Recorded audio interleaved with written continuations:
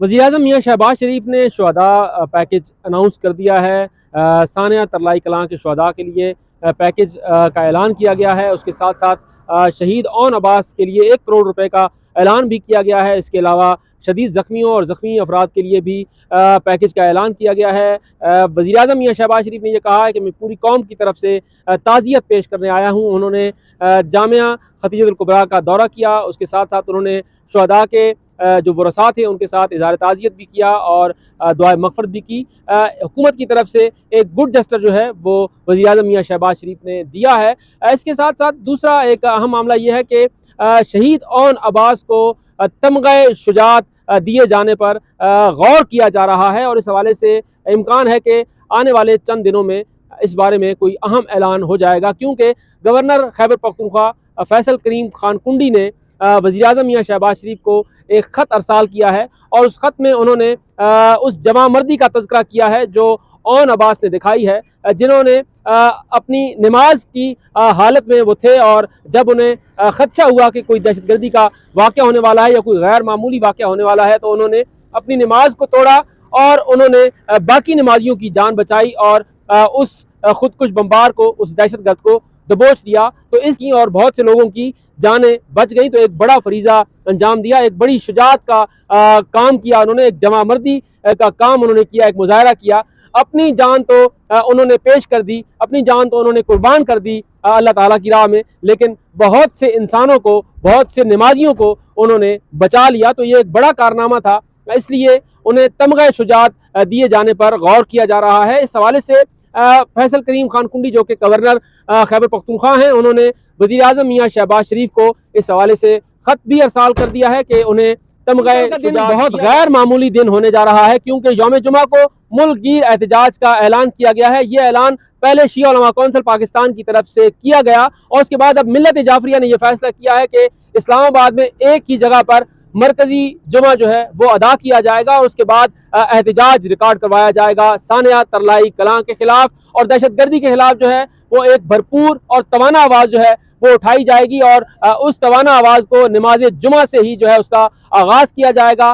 कल G62 इमाम बारगाह जो कि मरकजी इमाम बारगाह है इस्लामाबाद की, वहाँ पर तमाम जो आइमा जुमा हैं वो इकट्ठे होंगे, तमाम शिया उलमा वहाँ पर इकट्ठे होंगे और तमाम नमाजियों को भी ये हिदायत की गई है कि वो जामिया मस्जिद इमाम बारगाह G62 असना आशरी में इकट्ठे हों, वहीं पर नमाज जुमा अदा की जाएगी। नमाज जुमा के बाद फिर एहतजाजी रैली का इनेकाद किया जाएगा। उसके साथ साथ मुल्क के बड़े शहरों में एहतजाज जो है वो भी उसी वक्त किया जाएगा। नमाज जुमा के फौरी बाद ये एहतजाज जो हैं पूरे मुल्क में होंगे। कराची, लाहौर, पेशावर, क्वेटा, फैसलाबाद, स्कर्दू, गिलगित और दीगर जितने मकामात हैं उन तमाम मकामात पर यह एहतजाज किया जाएगा। बशमूल आज़ाद कश्मीर के मुजफ्फराबाद और दीगर जगहों पर भी ये एहतजाज किया जाएगा और हुकूमत से मुतालबा किया जाएगा कि इन दहशतगर्दों को लगाम डाली जाए, इनके खिलाफ भरपूर हिकमत अमली इख्तियार की जाए ताकि मुल्क से इस दहशतगर्दी का खात्मा हो सके। इसके साथ ये जा रहा है कि 19 फरवरी को यकम रमज़ान मुबारक होगी,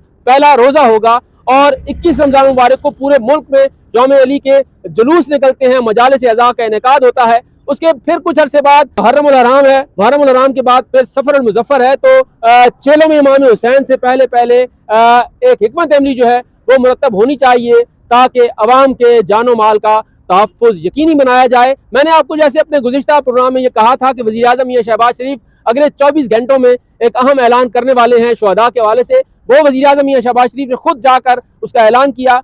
अब हुकूमत इस बात पर गौर कर रही है कि मुस्तक़बिल में इस तरह के वाक़यात को किस तरह से रोका जाए।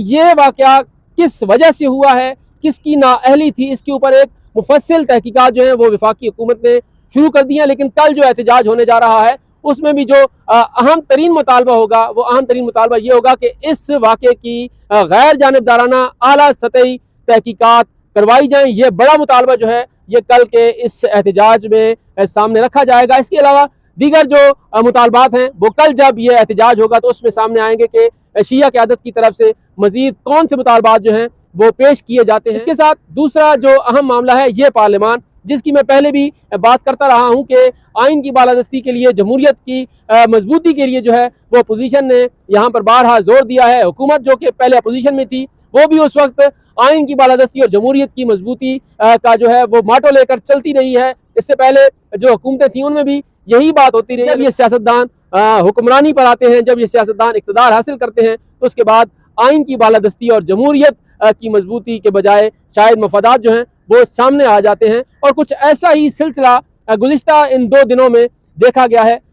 इस पार्लियामान ने, जो कि 8 फरवरी 2024 को इंतखाबात के बाद पार्लियामेंट की बालादस्ती और जमहूरियत की मजबूती कहीं मजबूत होती हुई नजर नहीं आई। और गुज़िश्ता रोज जो एक अहम काम हुआ है वो ये कि कोरम की बार बार निशानदेही की जाती रही, लेकिन 8 मिनट के अंदर अंदर 6 अहम तरीन कवानीन मंजूर कर लिए गए। कौमी असम्बली की तरफ से ये जुमले तक कह दिए गए कि कहाँ लिखा है कि मैं 1 घंटा पहले मैंने कोरम की निशानदेही हुई तो उसकी गिनती करवाई और कोरम पूरा किया, तो अब दोबारा मैं क्यों जो है वो गिनती करवाऊं। और उन्होंने अपोजिशन के उस बारहा मुतालबे को ऐसा रिजेक्ट किया जैसे शायद ये बात कहीं लिखी हुई नहीं थी। और बाज अरकान कौमी असम्बली ने कहा कि स्पीकर कौमी असम्बली को ये इकदाम नहीं करना चाहिए था।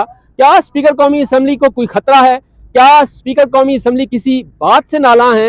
ये भी आने वाले चंद माह इस हवाले से इंतहाई अहम है, क्योंकि स्पीकर कौमी असम्बली की जो बॉडी लैंग्वेज थी इसी बात का गुस्सा है और वो गुस्सा शायद अपोजिशन पर उतर गया। तो ये आइन की बातें, ये कानून की बातें, ये ज़ाब्तों की बातें ये अपोजिशन में तो अच्छी लगती हैं, लेकिन जब यही जमातें इक़्तिदार में आती हैं तो ये सब कुछ भूल जाती हैं। असद कैसर कल बहुत जो है वो रूल्स की हवाला दे रहे थे, वो बहुत आइन और कानून की बात कर रहे थे, लेकिन असद कैसर साहब क्या भूल गए हैं कि उन्होंने अपने दौर में जो दर्जनों कवानीन आखिरी अय्याम में मंजूर करवाए थे वो किस उजरत में करवाए थे। अब का दौर में ये होता रहा है तो इस दौर में भी यही हो रहा है। लेकिन अगर यही रवैया रहेगा तो फिर शायद कभी न जमहूरियत मजबूत होगी और न कभी आइन की बालादस्ती कायम होगी, क्योंकि ये सिर्फ बातों से नहीं होगी, इसके लिए अमली इकदामात उठाना लाजमी होंगे। साबिक वज़ीर आज़म इमरान खान की बीमारी के हवाले से अब बातें सामने आ रही हैं। एक रिपोर्ट जो है वो जमा करवा दी गई है सुप्रीम कोर्ट ऑफ पाकिस्तान में और शायद एक फिजा बन रही है।